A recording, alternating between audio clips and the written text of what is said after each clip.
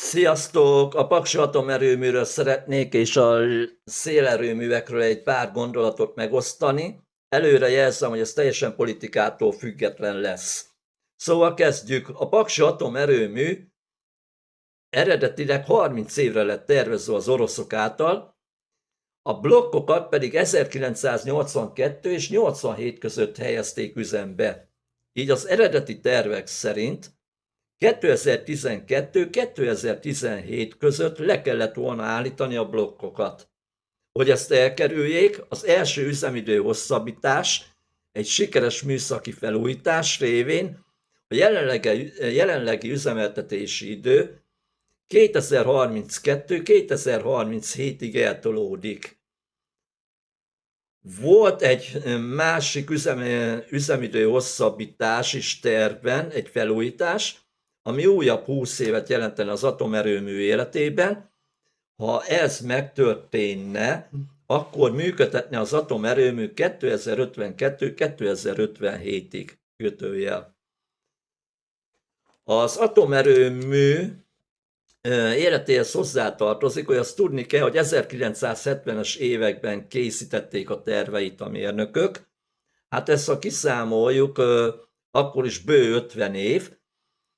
A tervező mérnökök az akkori jelenlegi adatokat vették figyelembe, illetve a 100 évre visszamenőleges adatokkal dolgoztak. Tehát ezeket a körülményeket vették figyelembe, vízállás tekintetében mindenben, és ehhez mérten adták meg a Paksi atomerőmű szintezését. Stim. Most beszéljünk a szélerőművekről, vagyis mennyi szélerőművel lehetne kiváltani a Paksi atomerőművet.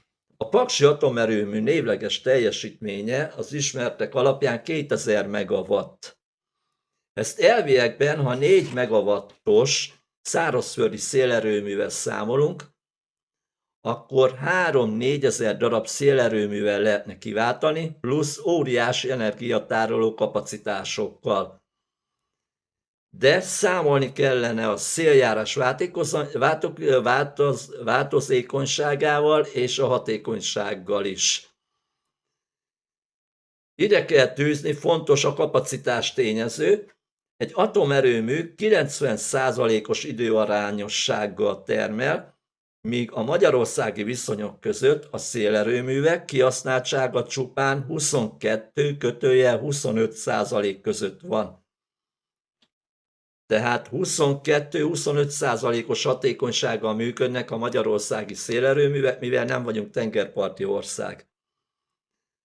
Kiváltás fő nehézsége: a szél nem állandó Magyarországon, mivel szárazföldi ország vagyunk, és a rendszer stabilitásához szükség van stabil, szabályozható alaperőművekre. Tehát amikor azt mondják, hogy ha nincs paks, építünk szélerőműveket, azért ezeket figyelembe kell venni. Nagyon szépen köszönöm. A következő videóban pedig majd beszélni fogok csak a szélerőművekről, konkrét adatokkal. Addig is szép napot kívánok mindenkinek, sziasztok! Közben még egy gondolat eszembe jutott a Paksi atomerőművel kapcsolatban. Tehát azt tudni kell, hogy a Paksi atomerőmű sem úgy működik, hogy lekapcsolom, felkapcsolom, mint egy villanykapcsolót. Mindaddig még a 4 blokkból egy is működik, addig nincs probléma. Az vissza tudja fűteni a többi blokkot, hogy be lehessen indítani. Hideg állapotban nem lehet beindítani egy blokkot. A probléma akkor kezdődik, hogyha leállítják az utolsó blokkot is. 2 részből áll a probléma. A Paksi atomerőmű is termelőből fogyasztóvá ugrik elő, mert továbbra is hűteni kell visszafele a blokkokat. Ha viszont leültek a blokkok, nincs egy működő blokk, amivel fel tudnánk fűteni a többit. Tehát ez az oroszok, mikor üzembe helyezték Paksot, kazánparkokat építették fel, amivel felfűtötték a blokkokat, és úgy indították be. Tehát ez nem ilyen egyszerű, hogy leállítom, újraindítom.